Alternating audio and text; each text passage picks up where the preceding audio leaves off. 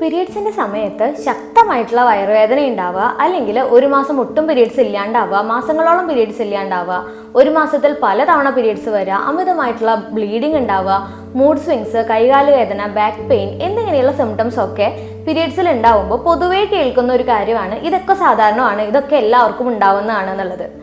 അല്ലെങ്കിൽ ട്രീറ്റ്മെന്റ് എടുക്കാൻ വൈകിക്കുന്നതിൻ്റെ ഒരു കാര്യം എന്ന് പറയുന്നത് ഇതിനൊക്കെ മരുന്ന് കഴിച്ചു കഴിഞ്ഞാൽ സൈഡ് എഫക്റ്റ് കുറേ ഉണ്ടാവും എന്നുള്ളൊരു കാര്യം കൊണ്ടുമായിരിക്കും.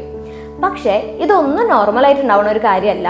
പീരീഡ്സിന്റെ സമയത്ത് ഇത്തരം ബുദ്ധിമുട്ടുകൾ ഉണ്ടെങ്കിൽ ഇത് ശരീരം നിങ്ങൾക്ക് തരുന്ന ഒരു വാർണിംഗ് സൈൻ ആണ്. അതായത് നിങ്ങൾക്ക് ഹോർമോൺസിന്റെ ഇംബാലൻസ് ഉണ്ട്, അല്ലെങ്കിൽ PCOD PCOS പോലുള്ള ബുദ്ധിമുട്ടുകളുണ്ട്, സ്ട്രെസ് ആവാം, ലൈഫ് സ്റ്റൈലിന്റെ കുറച്ച് പ്രശ്നങ്ങൾ കൊണ്ടായിരിക്കാം ഇങ്ങനത്തെ ബുദ്ധിമുട്ടുകൾ വരുന്നത്, അല്ലെങ്കിൽ നിങ്ങളുടെ യൂട്രസ് റിലേറ്റ് ചെയ്തിട്ട് എന്തെങ്കിലും ബുദ്ധിമുട്ടുകൾ ഉണ്ടാവാം.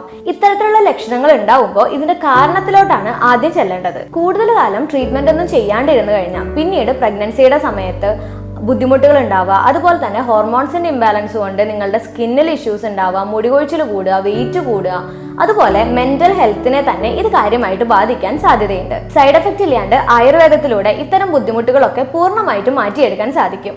ഇഗ്നോർ ചെയ്യരുത്, കൃത്യമായിട്ടുള്ള ട്രീറ്റ്മെന്റ് തന്നെയാണ് വേണ്ടത്. പഞ്ചഭൂതയിലോട്ട് അപ്പോയിന്റ്മെന്റ് ബുക്ക് ചെയ്തോളൂ, താഴെയുള്ള നമ്പറിൽ കോൺടാക്ട് ചെയ്തോളൂ.